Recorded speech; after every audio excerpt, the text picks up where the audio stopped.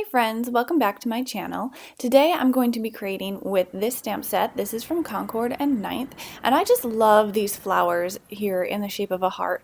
And I thought I would show you today how I'm going to make these into sort of galaxy flowers by doing some ink blending with Brutus Monroe surface inks and then a few other mediums. I wanted to show off how the surface inks are permanent, and because of this feature of the surface inks, you are able to layer several different mediums over these inks. They won't run, they won't muddy, and you can really use them for different mixed media projects and different layering, really. So I want to go ahead and emboss this image. Since I'm going to be doing ink blending and a few other things, I wanted to make sure my image was embossed so the lines would still be nice and crisp after I add different mediums on top. So I'm using my Brutus Monroe embossing ink. I'm going to stamp it out here, and then I'm using my Raven embossing powder to go ahead and emboss. Now this embossing powder has no wax fillers, so it is just straight up embossing powder. You're going to get a really nice shine because that wax doesn't dull it down, and there is no burning smell with this embossing powder, which I really like. So when you're embossing, you don't get that sort of smell that some of the other embossing powders have. So I went ahead and I embossed my image, and I'm ready to start ink blending. So I went ahead and I grabbed a lot of my surface inks in different pinks and purple tones. I wanted my galaxy to be a little bit more purple today. And I went ahead and I sped up this portion of the video because ink blending does take a little bit of time. You really do want to work at it to get a nice smooth blend. But I'm just using my surface inks and blending them on with a blending tool the same way I would blend any other ink. So I started with honeysuckle. That is my lightest color. I like to work from light to dark. I always feel that it is easier to add more color and not quite as easy to take color away, especially since these inks are permanent. They're going to stay where you put them, so go ahead and use your lightest color first. So I did honeysuckle, I did marsala, I'm coming in with some plum, and I'm just gradually making the edges darker.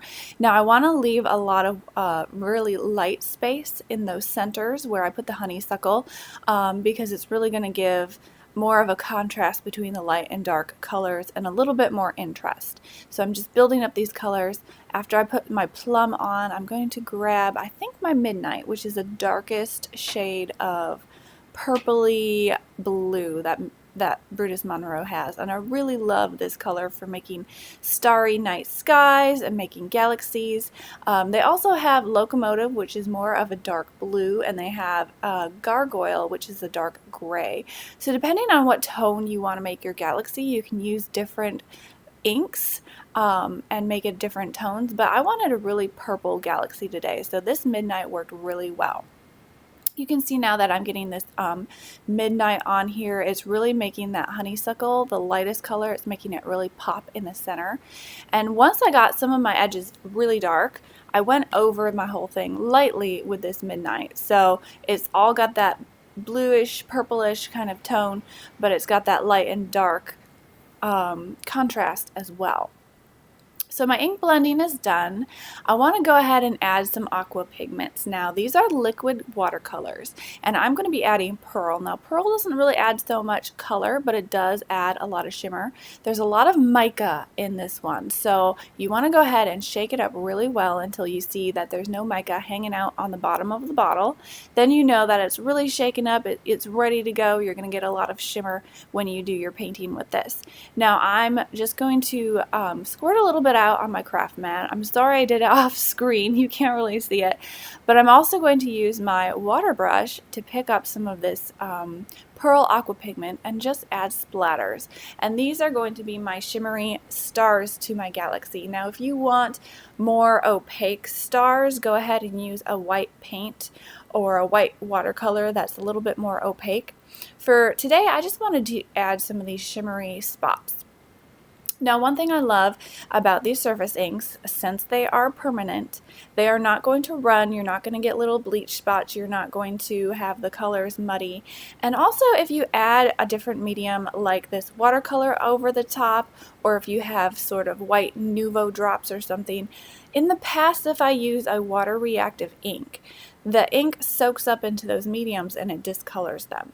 But Brutus Monroe surface inks, being permanent, they won't discolor any of those other mediums that you put on top. They're going to stay where you put them. So now I have my splatters put on, my shimmery stars, and I just wanted to show you that these inks are easy to clean up. I'm using my not my surface ink, I'm using my Squeaky Clean cleaner out of my little pump bottle, and I'm just wiping my craft mat clean. So here's my galaxy flowers all cut out. You can see the subtle shimmer on the background there. And I'm not quite done. I wanted to add a little bit more detail to this image. So I'm actually grabbing some of my Prismacolor color pencils, and I thought this blue would really pop up against these purples. So I'm just going to add a little bit of this blue around the edges of my petals here, and I think that just really adds sort of to that galaxy feel, and it gives a little bit of a different look in the background. So I'm coloring around some of these petal edges, kind of where a shadow would normally be. This isn't quite a shadow, it's not a darker color, it's just a different color, so it's adding a little bit more contrast and a little bit more interest, and I just really love how this blue pops against these purples. I think it just adds a little something special.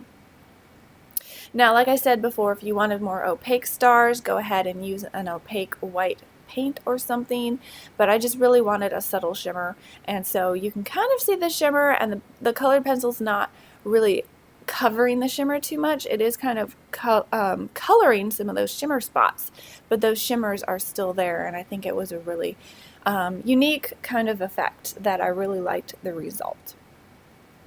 So once I have all of my blue coloring done, I wanted to make a little bit of a distinction between the flowers and the petal, or the flowers and the leaves. I thought it kind of all ran together, so I wanted to make those leaves a little bit darker. So I also grabbed my black colored pencil and just colored the leaves and the stem on that little bud there, and I think it just kind of helps define where the flowers are versus where the leaves are. So a little bit of light coloring with these color pencils kind of helped make this image stand out a little bit more.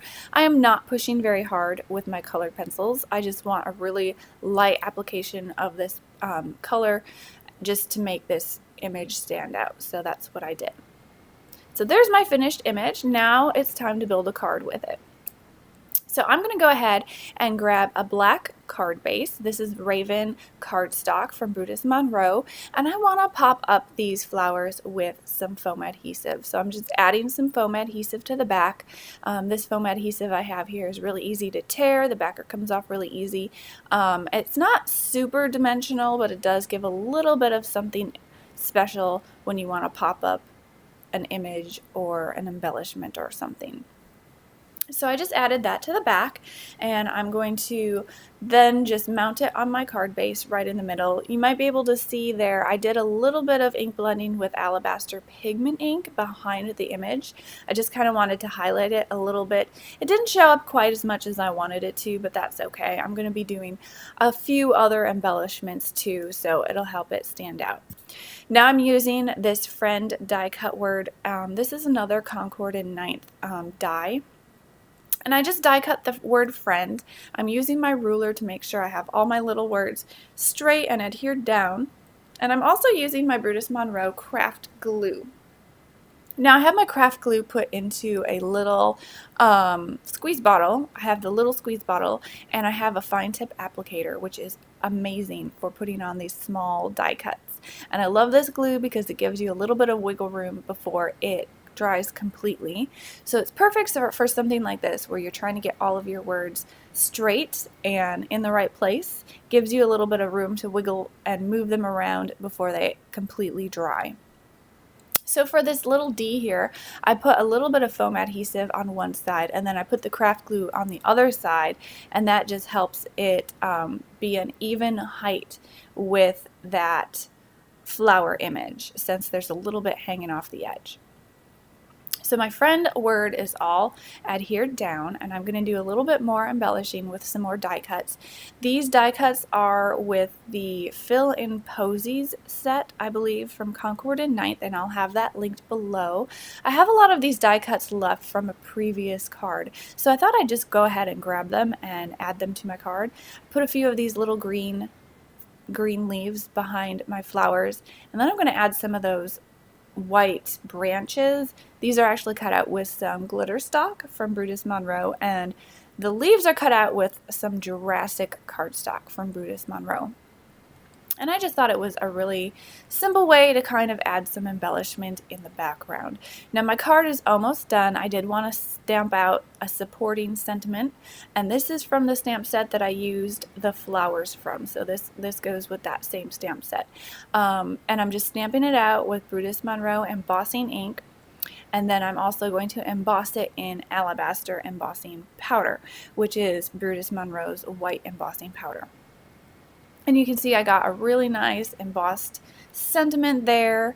I'm just tapping off the extra with my Teflon folder, and I'm going to put the rest back in my bottle, save it for later, and then heat that sentiment and emboss it, and that's my card for today. So if you enjoyed this, don't forget to give me a thumbs up or comment, ask any questions if you have any questions. I really just wanted to show how you can add different mediums on top of that surface ink today. So thanks for stopping by. Check out the links below if you're interested in anything I used in this video. I'll also have a link to my blog post, and I will see you guys next time.